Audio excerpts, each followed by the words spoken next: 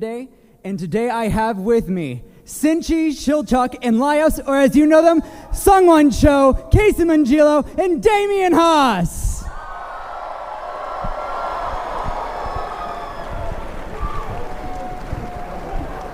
Wow. All right. Oh yeah, go ahead and get that out of the way. You want us in on it? Yep. All right, yeah.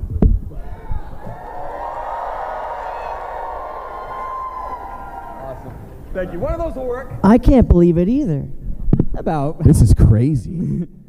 All right, so how are we doing? How's MomoCon going for y'all so far? It's been dope. Yeah. Good. Oh, us. Yeah. I thought we were like, how y'all doing? I already did that. Awesome. Met a lot of really awesome people. Played a little live D&D. Doing this. Thank you for being here. My goodness. Yeah, thank you very much. All right. So first off, I So do. bright. You see all that, Casey? All right. So the first thing I have to ask is how many times did y'all leave the booth just absolutely starving? Every time. Every time. Every single time, yeah. Time. Oh my gosh. Out of all the meals in the show, was there one that you were just like, I need this in real life? Basilisk. Ooh. Give me the basilisk. I went to the cafe in Osaka where they had their version of that. It was pretty Whoa. good. Yeah. You have a A photo? real basilisk too. No. Oh my God. Damn. They go the But, extra. See a photo. Spendy. It was good. For me, the red drag. I mean, it sounds basic, but the red dragon barbecue looked really good. It did. That was the one where me and Lucian and the engineer John were just like salivating in the booth. Yeah. Well, they made it a steak and a pizza, so it's like, okay, like That's true. someone's going to want that. They did. Yeah. They did make the weirdest things look so good. Yeah. They did. And I'm about to do it too. The Kelpie barbecue. Because look, I love seafood. Seafood is like my top tier food. And then I have had horse in Japan before, and it was like incredibly delicious. Yeah, like it's good. Sorry, like I know that's weird for some people. They're just long cows. So if you're a vegetarian, I get it. But everyone else, I'm like, it's kind of. So seafood plus that, I'm like, I want to try that flavor. All right. Out of all the floors, because this dungeon keeps just going and going, and there's so many different environments that this dungeon has. If you were to be stuck in one of the levels, where would you want to be stuck at, or do you think that you have the best chance of survival? Either one. The one closest to the exit. You truly are Chill Chuck, aren't you? Yeah. Yeah. I'll pick the one with the the. panel. I'm going to be teaching you guys how to pick locks. I'll pick the one with the orcs. I feel like I would just want to hang out with the orcs all day. Yeah. Like they were super chill. So that's my choice. Question, is it like, are we talking about like needing to get the food from there too, or is it just environment? Okay, Laios. Yeah. Well, I'm gonna ask some clarifying questions. It's gonna come up. I'll say either or. If it's just like I love the environment, or if you're like Okay. this food is here, so whichever one's more important to you. If we're just talking this environment, I think the second floor is awesome, where it's like very jungly and stuff. Because I hate humidity, but I love plants, and so like the treetop bridge environment, hanging out in the like hollow of a tree. That's the only nature I can personally do, and I would love that. But food-wise, that floor is like, all right, you know. I mean, it's got basilisk, but you know. Yeah. You win some, you lose some. That's true. Yeah, and there is so much within this show, and like we get to see a lot, but do y'all have any headcanons that you just believe in, or that like you take into the recording booth with you? Headcanon about anything? It could be about anything, it could be Senshi or whatever. Do you guys have an answer? Headcanon about anything in the show? Yeah, or about your character. Chilchuk probably really doesn't want to eat a lot of the things that he has to eat. Is that a headcanon? crazy That's canon. theory. Yeah. So when I would say that to some of my friends, I go, no, actually, he's okay with that. I go, it's not even, we're watching the same show. It's like, I worked on it. You quote me the book I wrote. Exactly. You're reading this back to me. Did it sound like I enjoyed it? How about were you not paying attention when I said there's no way I'm going to eat that thing? But hey, you do you. Safe for work or not safe for work headcanons? I think the audience. Sungwon, are we working right now? No. I just think, it's almost kind of canon because some shots of Senshi, we just have some information, so it's not even a headcanon. It's just there's a canon and information about Senshi. That's all I'll say anyway. I do actually have one. Yeah, what's up? I read the manga like in its in full as soon as I could, and I love the little bits at the end because they just sort of tell you about what life is like when you're not actively dealing with. Like if you've read the manga, there's always like 1 or 2 pages where it's like, oh, a silly little moment between people.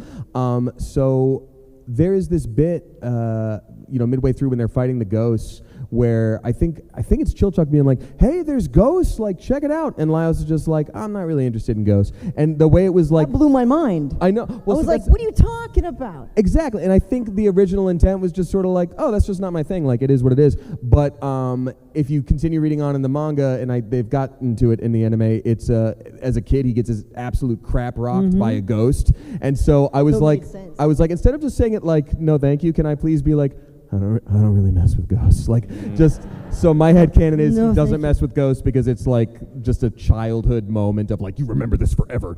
And he's also that's also just canon then. Yeah, I guess so. Yeah. So no, I don't.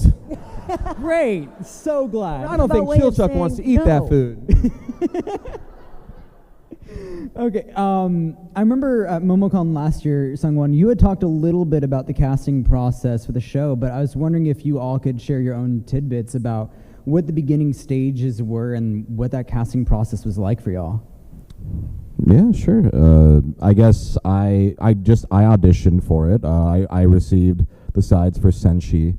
When I heard the show was being like made, I immediately texted my manager, get me these goddamn audition sides, I swear to God. Because, as you guys know, sometimes you just miss out on stuff, right? All the time. So that was one where I was like, I don't care how you do it. I'm not missing. I'm like, I've been a fan of the manga since the beginning, since like 2014 or whatever. Wow. And so OG. For me, I'm like, okay, they're making a show of this. Get me that audition right now. And I'm like, I don't care who it is. And then they sent me Senshi. I'm like, got it. And then I'm like, I feel pretty good about it. Did they just send you Senshi? Just Senshi. Really? Yeah. Was it requested, or was it like? I forget if it was. I mean, I don't remember, but they didn't send me Laios or anything like that. They just sent me Senshi. And I was like, yeah, I think I got it. And I felt pretty good about it. I think you did too. Yeah, oh, thank you. And yeah, that was my sort of process, was just begging my manager to get me the damn sides and then auditioning. And then you got it. Yeah. Look at that. How about you guys? I got the email, and I'm like, what the hell is Delicious in Dungeon? And I'm like, I don't know. It's probably some weird slice of life thing. We do so many shows that we work really, really hard on for long periods of time with names that are just like, okay. And I'm like, this is probably one of them. I'm like, whatever. I probably won't book it, but if I do, no one will see it, because it always happens. I mean, right? And you work on something for so long. Right. I don't know. Maybe I'll do it. So I'm like, all right, because it was requested, and I'm like, I guess I'll do it. So I did it, thinking, it's okay. I guess I could probably do better, but we'll see, whatever. And then I got like a notification, I don't know, probably like a week later, being like, congrats, you've been cast. So I'm like, oh, wait, cool, that's that thing that I thought was slice of lifey that I bet no one's going to watch. And yeah, nobody saw it. Yeah. No, yeah, well, Yeah. hey. Y'all have to check it out. It's so good. Yeah, it's pretty good. Yeah. It's pretty good. So then I Googled and went, whoops. This, I was not familiar with your game. And I was like, oh, shoot, is this big? And I'm not like wanting to tell anyone about it yet, but like one of my friends is like, yeah, so they're doing this anime called Delicious Dungeon Meshi. So like, if you get an audition for a character called Chilchuck, and I'm like, get the heck out of here. Like, yeah, I'll keep my eyes open for it. I'll keep my ears open for it. And So I booked it, and then once it aired, premiered, I was like, oh, okay, Yeah. I get it. Yeah. Dang, yeah. Yeah, I got the audition from my agent. It was, sometimes you get auditions that are labeled as like ASAP, where they're like, hey, very quick turnaround. But like Casey's, it was requested, so that just means, it just means like it's not going out. It's going out to a lot of people, but not just as much as normal. It's like you're on a shorter list. So I was like, okay, I gotta do this quick. And I did a bunch of different takes, and I knew that this character, like from listening to the Japanese recording of it, and also just the description that they gave, it was like, they want it very natural, very chill. And I kept trying to do it more and more natural. And I listened back to my takes. I like recorded way too much footage of myself like doing it, and I was like, oh, these all sound the same, but I feel the best about these couple, like I feel good about it. And I step out of my booth and I'm like, I need to do one more, just like the most like absolutely chill possible, talking about all this Were crazy they all stuff. very different takes? Like types of reads? In my brain, yes. And then when I listened back, I was like so stuck in a rut, and I was like, ah. So I go back in and I do one more take, fully, just like natural, chill as possible. I felt good about it. Sent in 3 different takes, and I was told later that extra take that I went back to do was the reason they cast me. Nice. I'm like, thank goodness. Must have been just the sweet spot. Yeah, it just like the ghost of me from the future, just like, get back in the booth. And so, like, no, you're about to screw up real bad. And like you, I keep everything secret until it's time. But I had a few friends that were like huge fans of the manga that were just like, I can't believe it. And, people were reaching out, and it was really special. So, yeah. Thanks. Did it also catch you by surprise how popular it was? Were you? Absolutely. For Damien, were you familiar with? I was like really pleasantly surprised, and I think I kind of got it. I was like, oh, it's a known thing, cool, but I didn't really land. And even then, there was still the fear of like, you don't want to get your hopes up too much for stuff. So knowing that, like, if it's an extremely popular manga, that could mean sometimes people are like, oh, I'm not interested in the anime adaptation. I have my own, headcanon for how people sound when I read it in my brain. So I didn't really expect anything, and then I was honestly floored at the reaction. But darn it, we worked hard, and I'm glad it got some attention, because I think we deserved it. I'd say it did. Kicked butt. A little bit. Tried our best. It was all right. Yeah. So medium good. So since you did a lot of takes, and you were like kind of unsure a little bit, like, oh, I hope this is right, and I just pretty much did one and was like, I don't know. How many did you do a lot of? Wow, look at you! One take wonder over here. This is my job, My mic was off for half of it. But did you do a bunch of takes? Did you? The voice for me, usually with auditions, I tend to go with my gut on the first one. But because this one was so precious to me, I'm sure I did maybe 3. Wow. But usually after the third, I'm like, okay, because it's a common thing where it's like you do so many and it's diminishing returns. Yes. Yeah, where it's like you're just kind of you're circling back to what you were doing, right? And you think you're getting better at it, because right. I used to do that, and I just stop, because you're like, it's getting better, I think, and then you step away for like, I don't know, a couple hours, and you go back to it going, the first one was good, and then the rest got crappier. Right. Although in your case, you felt that the last one was the one where you nailed it. The last one was best because I came back to it. But I also think that it was important to me too. Usually I limit myself to like 3 takes at most. Sure. But I will usually end up going with the first take. Because it was requested, I was like, oh, I could really do this. Like, you've got a chance for anything, but it felt like more important. The odds were better. Yeah. I think also, like, by the end of a take, what usually happens is I'm like, oh, those last couple lines felt really good. I think I'm, like, warmed up. I think I'm in that space. Let me get another take just in case, in case. When that clicks and you go, oh, maybe I should take it from the top. And then I'm in a feedback loop with myself, and then 20 minutes go by, and I'm sweating in my booth, and I can't remember what year it is. And Yeah, I think with this one, I was like, God, I want this so bad. I think I did go back and do it a couple times, but I think they were pretty similar. I think my gut, I was just doing the voice how I always heard the character in my head. And so I just kind of went with that. So you always kind of had that in your head, like something like that, and then you kind of played with it from there? I never thought that I would ever get to voice Senshi, but when I read stuff like manga, I do imagine voices like what they sound like in my head and so I just kind of was like, I guess I'll just do that, and maybe that will match with what they want, maybe not. And fortunately, it worked out. So yeah. Oh yeah. Yeah, so I know y'all talked about your challenges with the casting process, but what was an unexpected hurdle while you were in the booth? I had the easiest job because I had no lip flaps. These suckers had to match to lip flaps. I had a beard covering my face the whole time. Honestly, because it's so well animated, that does kind of suck sometimes. Because a lot of anime, they animate the mouths going up, up, up, up, up, up, up, up. Mm-hmm. But with Dungeon, a lot of them, it's like it's very E-A-O, you know what I mean? Like it's very like, oh, they're ending with a O or a E sound, so you have to adapt it to that. Yeah, sounds rough. It's a little bit tighter. One day we're going to shave that beard. And you will suffer like the rest of us.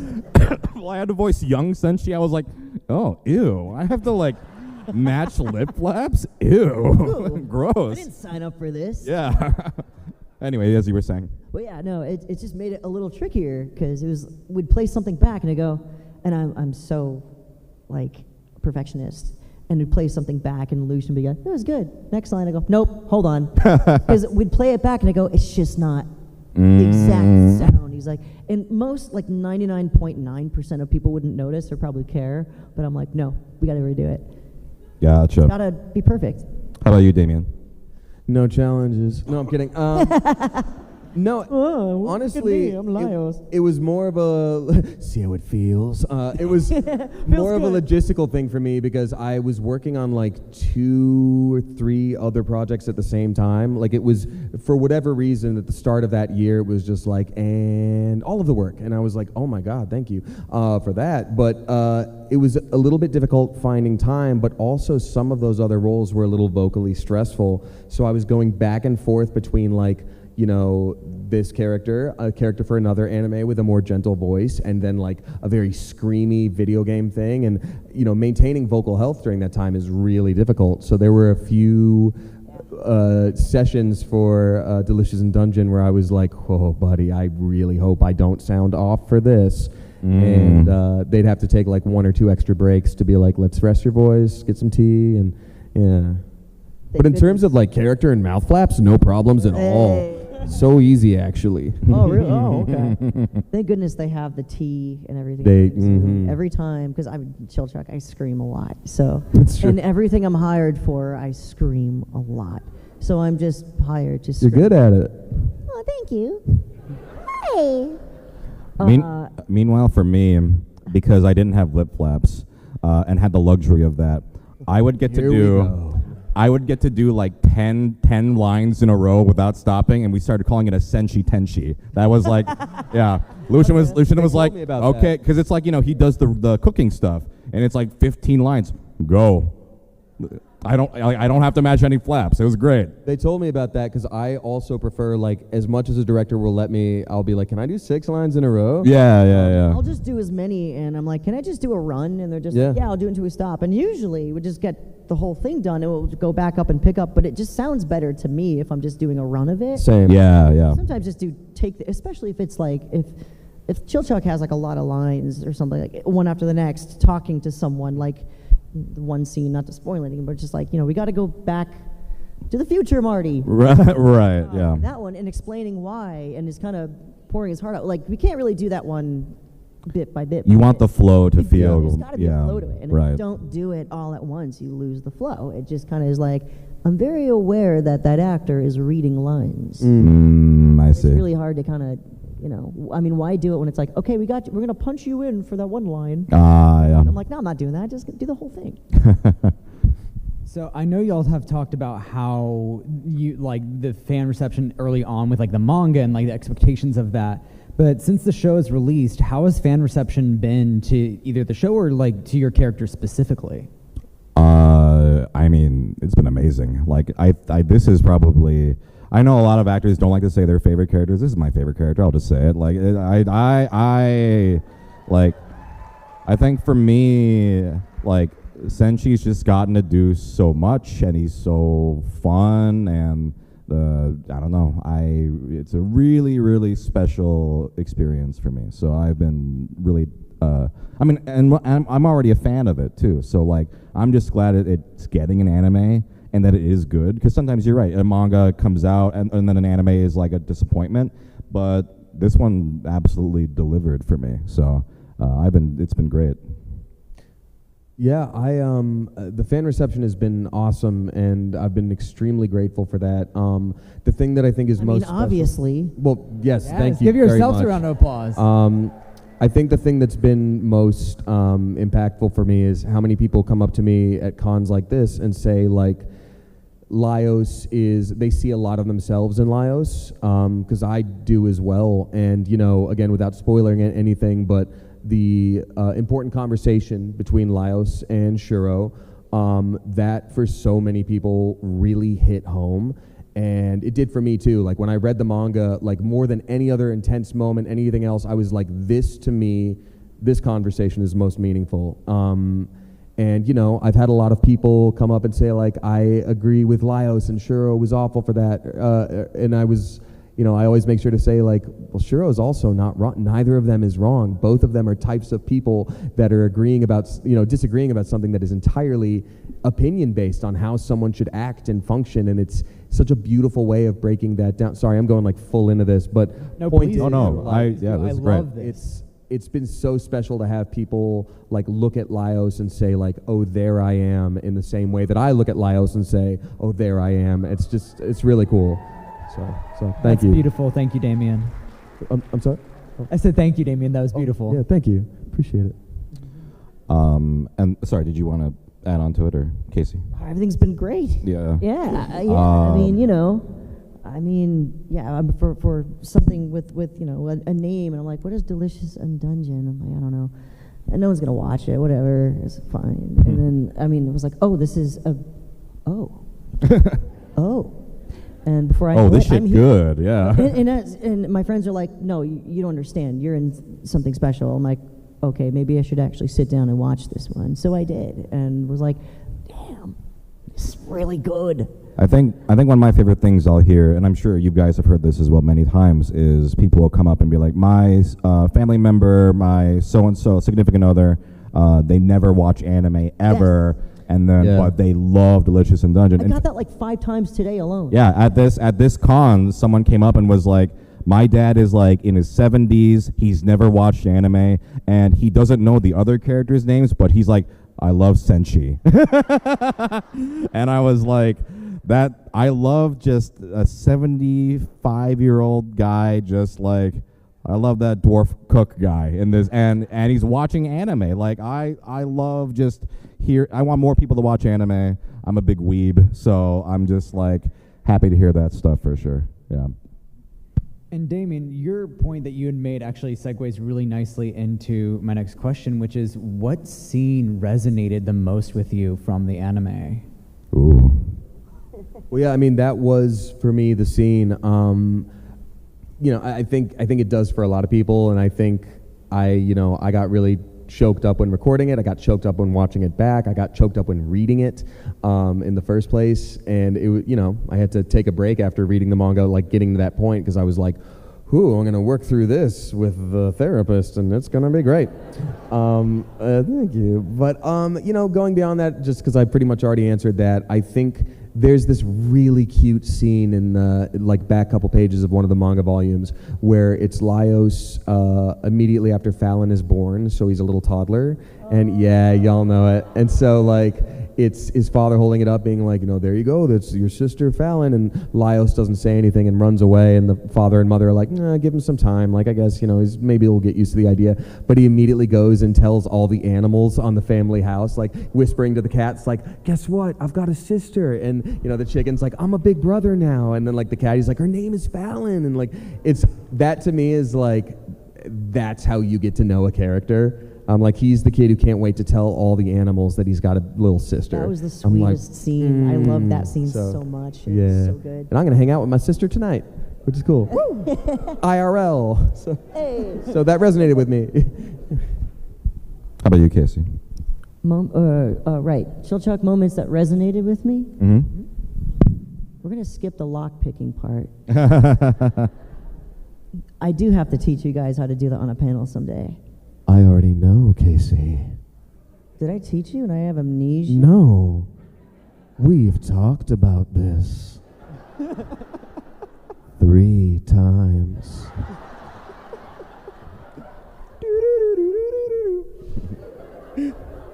Where am I? Who are you? Trinidad and you from the future. Handsome dude. All right. Yeah, no, I mean, Chill Chuck and I are kind of alike. And Sungwon says, it's just like, Kind of alike. it's just like, every time, you're just Chill Chuck. Yeah. Yeah, well, my ears are a little smaller, but hey.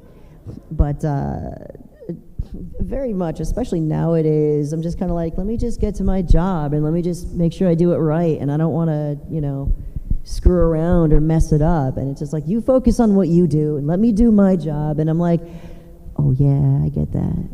Yeah. So I'm like, ooh, I'm getting called out a little bit in the show. For me, the scene I was very looking forward to recording it was the Griffin episode. For me, I knew about it, of course. I knew what it was going to be about and what it would require. And so that was the one that really resonated with me. I truly was like, I don't know, I was just raring to go. I was like, okay, this is some of the really juicy Senshi stuff. And then immediately after getting to do the Changeling stuff with Elf Senshi, it was just like, this is the show, the gift that keeps on giving. Lucian, our director, was just like, just make these your demo reel. Because it's like Senshi, young Senshi, Elf Senshi. Like, it was just like... Senshi, young Senshi, Elf Senshi. Like, I just got to, it was those 2 episodes were really, really fun to do.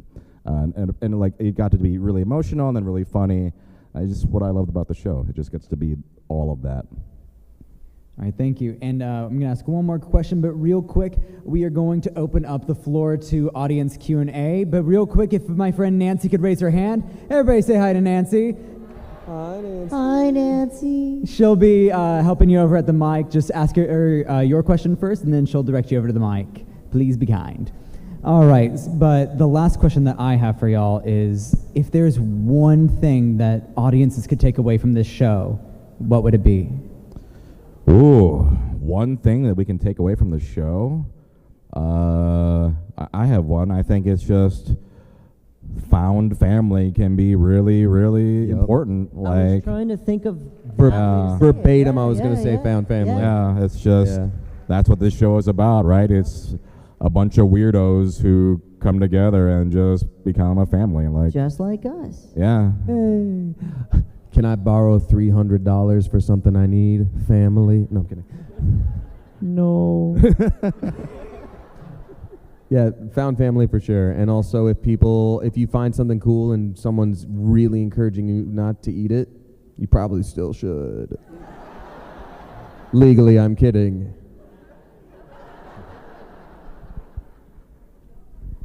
All right, let's bring on our first audience Q&A. Hello. Hello. Hi. Hi. Well, first of all, I gotta thank you guys because of Delicious in Dungeons. My D&D game now has the Festus cleric that's obsessed with food, and it keeps making us hungry. Nice. Nice. Amazing. Speaking of hungry, Damien, you were on the React's food channel of Try Not to Eat Delicious in Dungeons, so I'm asking the other 2, if you were on that Try Not to Eat challenge, would you succeed or fail?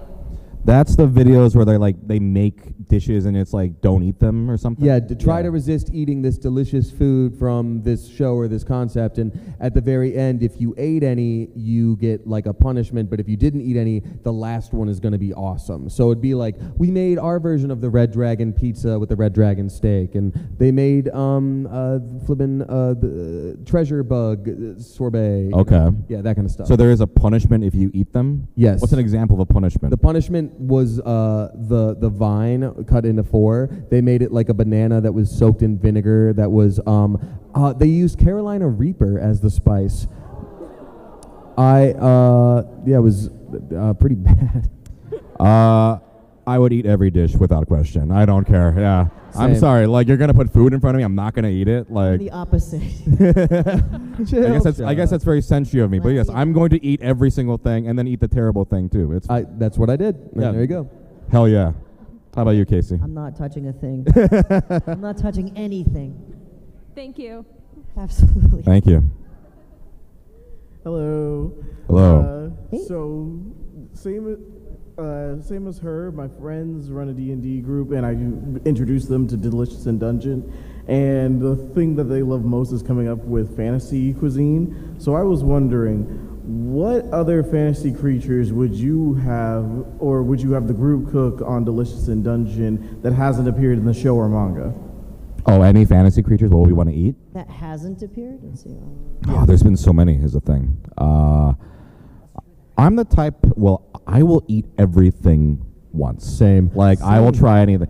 Like, this might be sacrilege, but when people... Yeah. Can't take them anywhere.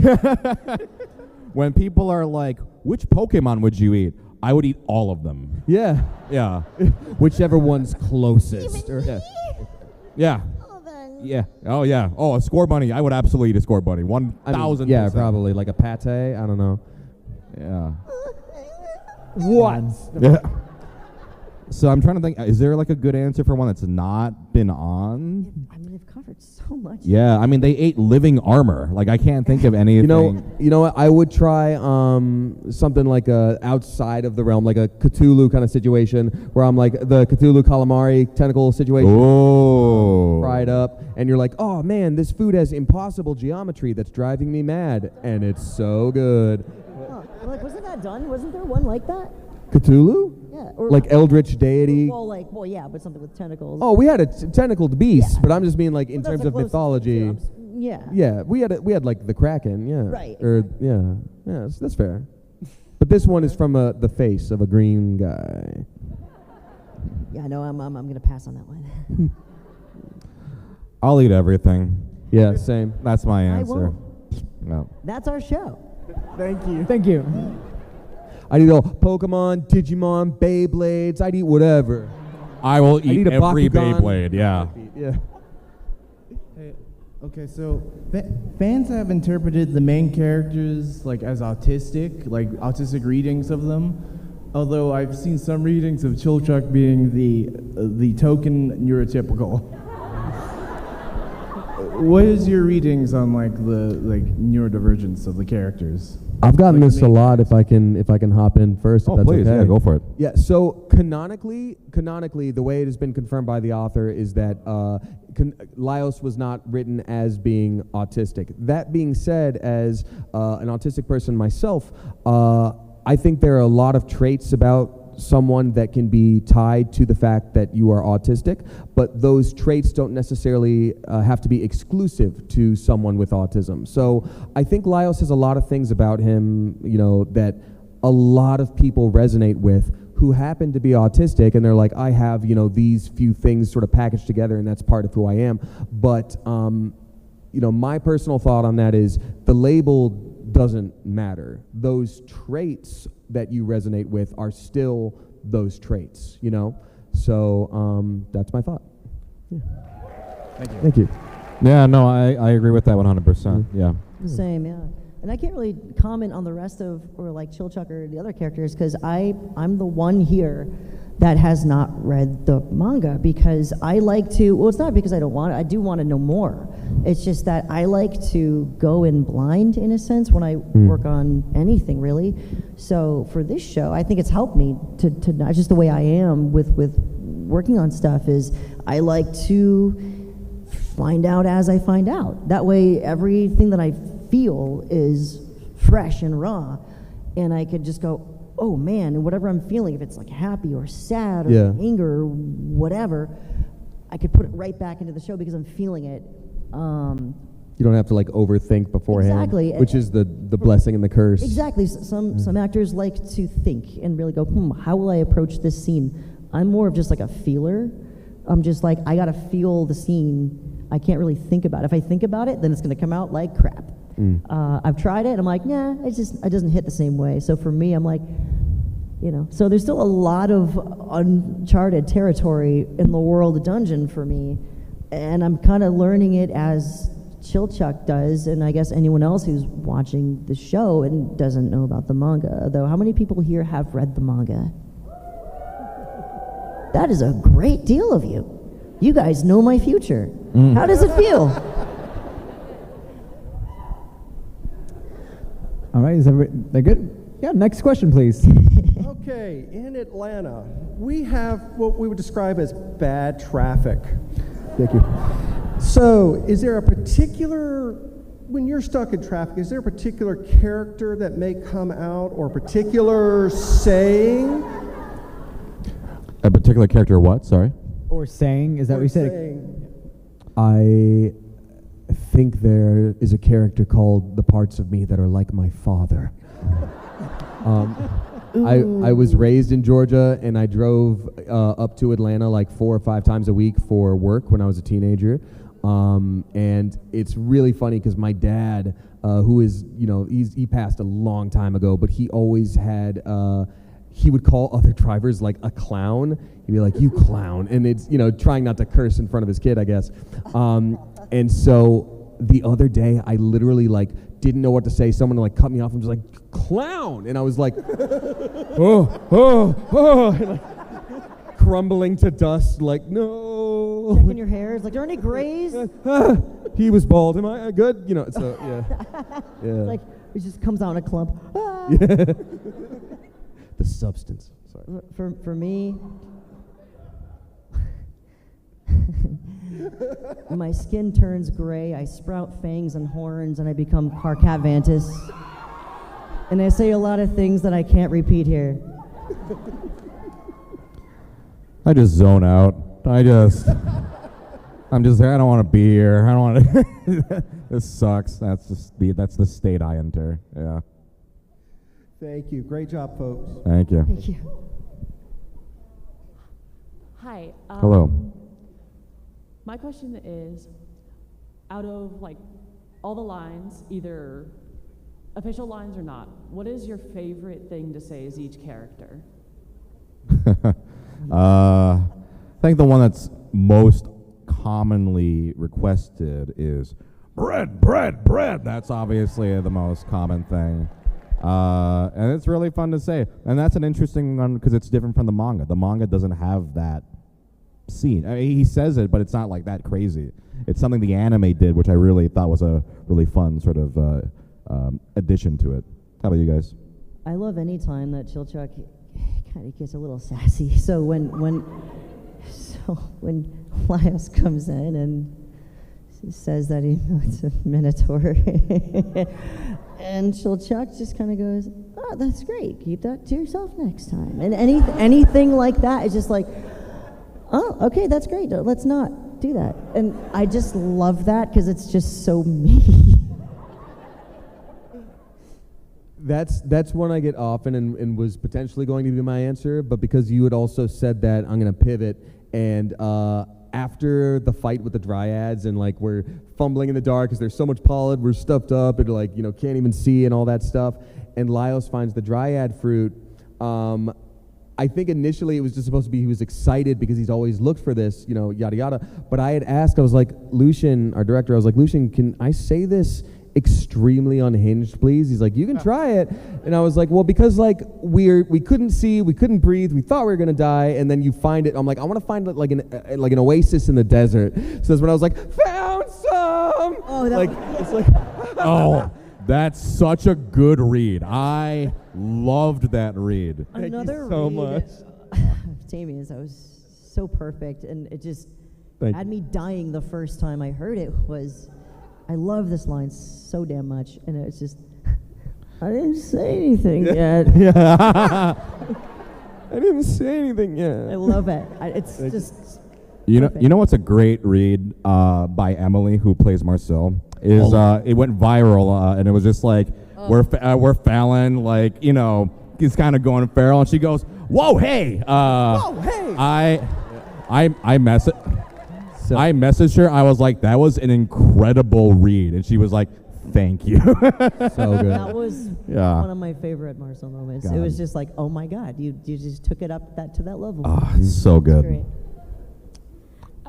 Hi, so I have to ask, what's your favorite scene involving either your character or your favorite character? Oh, interesting. My favorite scene was the Griffin stuff and the Changeling stuff, but my favorite character is Marcel, actually. And oh man, there's too many good Marcel parts. Yeah. One that I love is when she gets petrified, and the like. That's really funny. I mean, I don't know. Marcel to me is just every episode. She's so funny. She's like the Looney Tunes. Yeah. of like the one that bounces around. You know what I mean? Like she's the one that's just kind of like, even though Laios is a little like, you know, whoa, I want to eat this amp or something like. And I will Marcel too. is the one where it's just like, Marcel. Oh, sweetie. Yeah. Because when I first started doing the show and having not read the manga, I was like, oh, I see. Senchi's just like a little like, oh my God, Senchi's a little crazy. And then I'm like, oh, Laios, oh my God, he's a handful. Marcel, you're seeing this, right? You're normal. You see this, right? And I'm like, oh, girl. I had it all wrong. 180. Yeah, truly incredible. Like, I'm gonna say the shapeshifter scene where it's like everybody seeing each other as each other, and they have to figure out like, why do you see me this way? And it's like, I don't know. And that's another one of my favorite lines to say is like, Senchi's always been handsome. Yeah. That was such a great is part. I forgot about that. So a little bit more serious of a question. A lot of people who work in the entertainment industry say that their social media presence and how they're generally perceived by society and online affects the type of roles that they have, being stuck in a typecast. Would you say that you've encountered that and there are certain roles you want but you found you haven't been able to get because of that, or does it just not really affect you as much as a lot of others? I think it would probably have to affect it in some way, but at the same time, I don't know if that's stuff that like we would get to know about. Like, I have asked a casting director that before, or director that I worked with because I trusted them. I was like, because I've had a pretty sizable social media following for a while because I do online YouTube stuff, and I've always like balanced the two, but I do have this fear personally that like. We've all got a little bit of imposter syndrome, but like I've been doing voiceover 15 years, way longer than the internet stuff that I've done. But there's a part of me that's like, oh God, what if someone only thought of me for this role because of internet? And I have like turned down one or two roles before that had like stuff in the contract where like you have to post about this, and I already would want to be proud of the project I worked on and post about it. So seeing that made me go, oh, I see what you're after. No, thank you. I'm actually all set. But otherwise, I hope not. What do y'all think? I mean, I don't have a big online presence really. So like, I know that when I first moved to LA about 7 or 8 years ago, I was considered for some things, and I was known that's like, hey, we want you for this thing, and then I would go in to like maybe do it, only to find out, oh, you're just not like popular enough, so we're actually gonna like let you go, and we're replacing you. And I'm like, oh, okay, well, and I mean back then I was just like, oh, but now I'm so much more chill chuck about it. I'm like, hey man, you're lost. I know how to do this job, so. And I'm going to remember that. Absolutely. As someone who unfortunately has a big online presence, whether I like it or not, oh man, do I want to get too inside baseball on this? Maybe I will. Maybe I will a little bit. Maybe I will. I think, honestly, so you were worried about, am I going to get cast because of such and such, because of, I think the work speaks for itself, honestly. And I said this to Casey when I saw them, like, I was like, you're so good as Chilchuck, and I'm not just saying this, you're so good as Laios. Like, seriously. Like, when I watched because we had met before, but, like, I, watched the show, and I was like, he's killing it. Like, seriously. So much. That means a lot. Yeah, and so, to me, I think I told Casey this last time we spoke, I was like, the voices that you guys do, because I read the last manga volume, I read when it came out, so it was like later. So it was like kind of semi-recently when I finally got to read the final volume, and I'm like, oh, it's I hear our voices is the characters. That, when you told me that, Yes, you yeah. so not much. just blowing Wow. smoke, that was like the highest compliment because you've been a fan of this for over a decade. Yeah, so And I'm like, if you didn't hate our voices, and if you're reading it and you hear Chilchuck and you hear me and you go, you didn't do that. So, I mean, that really does mean a lot. yeah. Thank you so I much. think the work speaks for itself. I think for me, I've actually lost work because of YouTube. Oh, really? Oh, yeah. One. I think it only happened like once, where they dropped me because what's this, a YouTuber? That project was shit anyway. But I won't say what it was. Yeah. But anyway, and that was like semi early on, so it was pretty discouraging. I was like, that's not fair. Like, I don't think I should be judged by what it should be the merit of the work, right?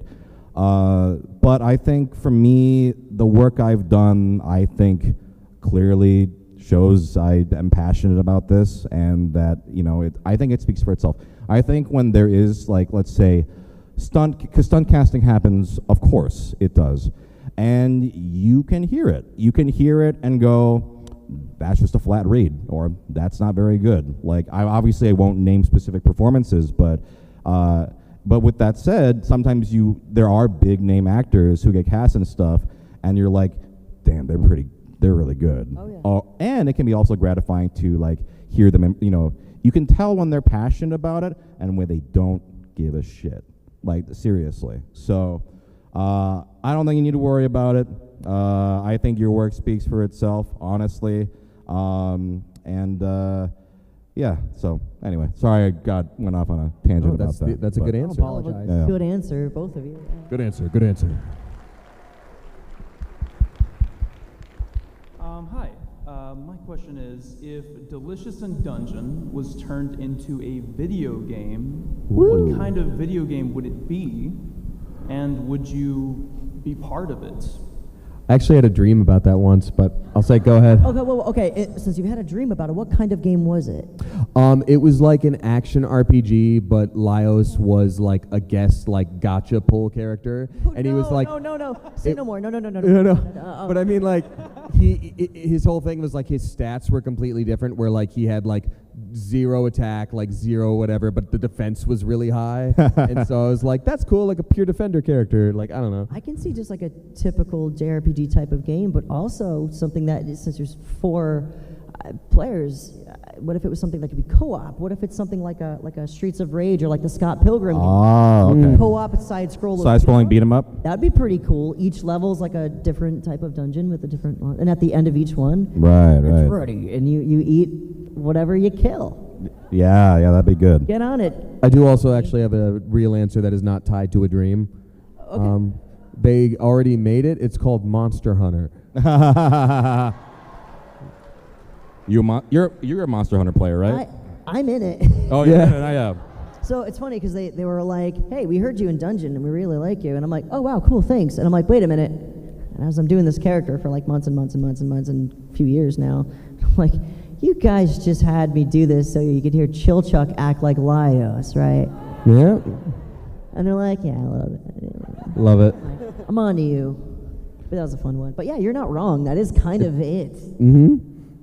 My answer, well, one, there's a really great fan animation or like fan thing where they did Cooking Mama with Senshi. Yes. Oh, I love that. And I think they used my voice clips in it. I thought that was great. But my actual nerd-ass answer is I love roguelikes. So if it was like dungeon explore, it's randomly generated each time, and you gotta get the food ingredients as you go. And you just try to get to the bottom. Oh, I'd play the shit out of that. That's probably something like a simple enough concept to where I could probably program that myself. Oh, please. I would play it. And then we need it by tomorrow. Is that okay? I can give you a rough prototype on my laptop. Great. It's not going to be good, but I do have the Unity engine installed, so I could, kind of whip something up. It's not going to be good, but, And I think the answer... all my people. I think the answer would we be involved? Duh. Why would we not want to be part of it, right? I would love to. 1000%. Yeah. Make 1,000 Dungeon Meshi video games. Yes. So I was actually gonna ask like the thing about like which monster food you would eat, but that obviously already I got answered. So just if you had to pick one of the monsters to fight, which one do you think you would have the best chance of defeating? Which monster to fight? I'd be destroyed by every single monster. What about the mushroom? Oh, the mushroom? Oh yeah, I'll just kick it like a football. That's a good answer. Yeah. What monsters could you guys fight? None of them. Yeah. Get the hell out of there. Yeah. I might hit a trap to help kill the monster from afar. If there's a trap, I can hit it with my bow and arrow. Yeah. How about you, Damien? You gonna fight a monster? Can I pick the environment? The world. I would fight any of the blade fish in a parking lot. Down in the red lot after this panel. I didn't think about that, did you? You got the big brain. Thank you for your question. Good afternoon. One of the big things of this show that I kind of realized was the perspective of food and how it kind of changes as I've aged. So my question is, are there any foods that as you've gotten older, maybe when you're younger you couldn't stand them, but now you just can't help but rant and rave about how great they are? Oh. Yeah. My palate, as well as my voice, has not changed since I was 13. Is it? Are you like? That's my answer. Are you like chicken tenders at a Mexican restaurant, or like? I went to Casa Bonita, and excellent. I sampled a little bit of everything, but I ended up sticking to the kids menu. Yeah. Wait, where was this? Colorado, Denver, Casa Bonita. Oh, okay, gotcha. They have a water slide. They had cliff divers.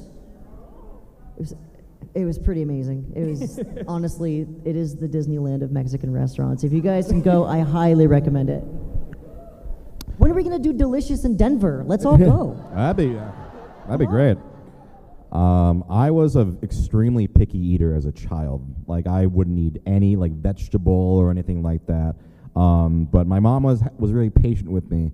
And then as I grew older, maybe high school, I did a complete 180, and I became very interested in all kinds of food.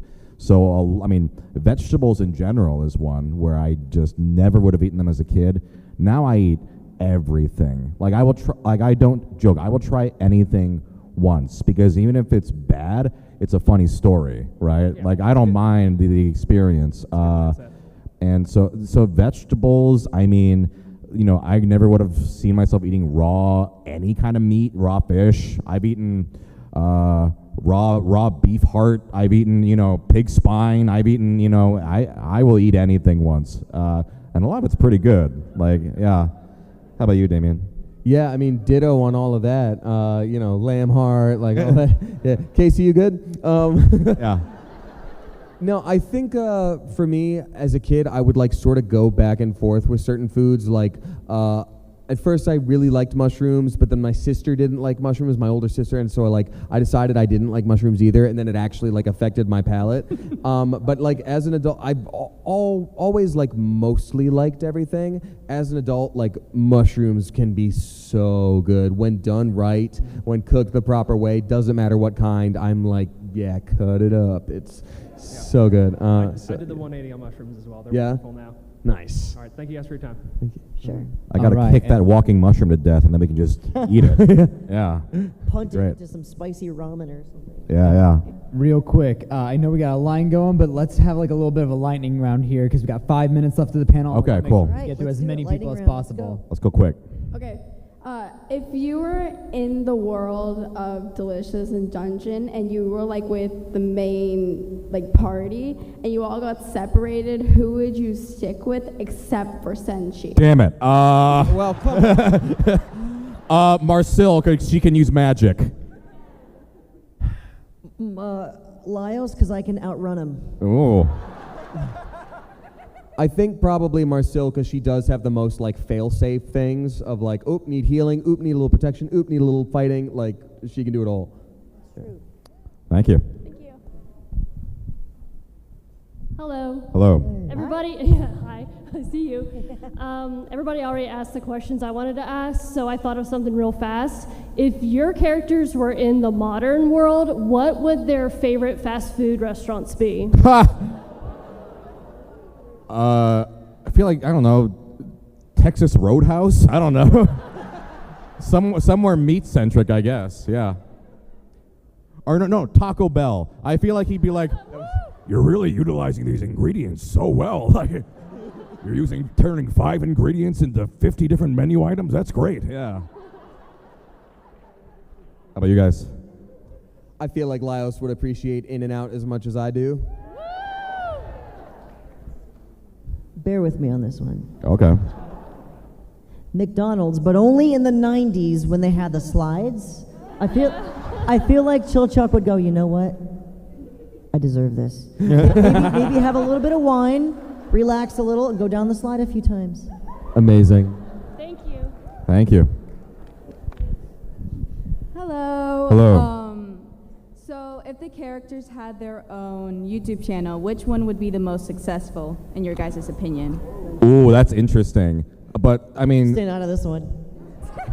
Senshi's cooking channel would be incredible, right? Yeah. Yeah. I think Senshi's cooking channel is a shoo-in. The only other option is like the fact that Lyos would also try cooking, but he does have some himbo energy. So there'd be that idea of it like catching on TikTok where you're like, yeah, I guess you can kind of cook sometimes, but we all know why people are like, yeah. I think Senshi would probably be the true answer. I think so, yeah. Yeah. Thank you. Thank you.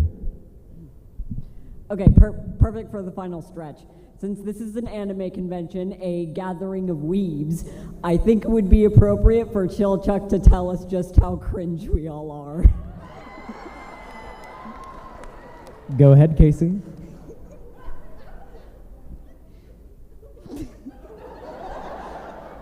You're all valid, but you're so cringe. Thank you so much, sir.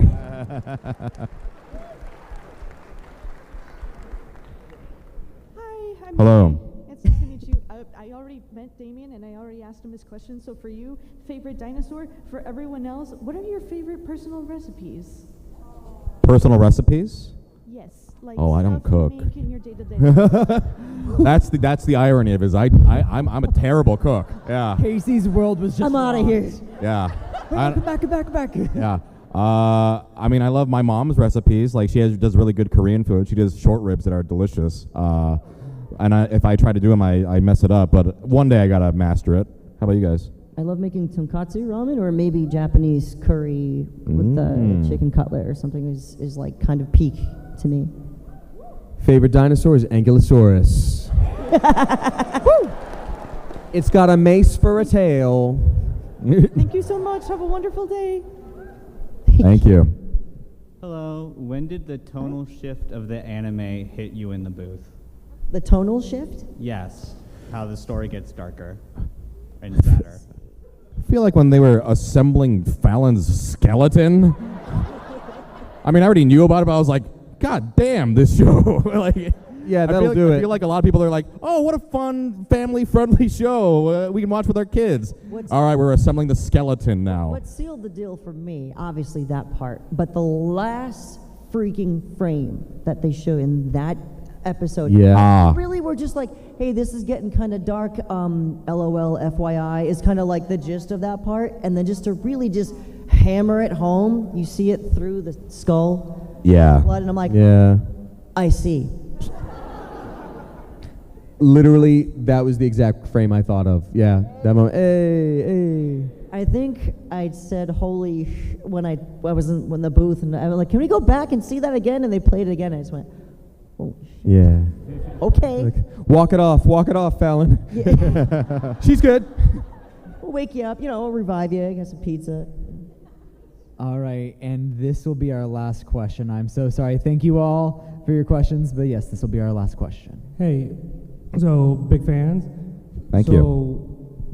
If the main characters were brought to the modern world, what professions would they have? What profession would they have? What do you think? Coal miner. I think he might be a cook.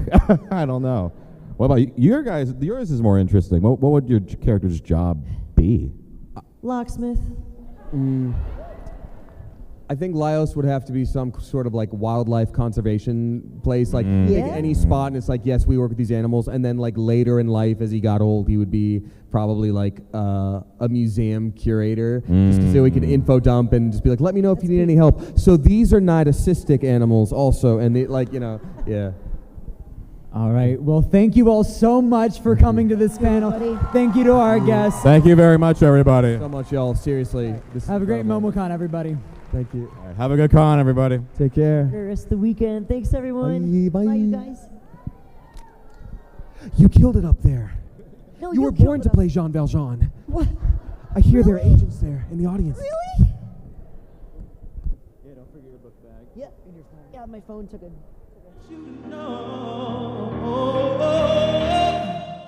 I hope he buys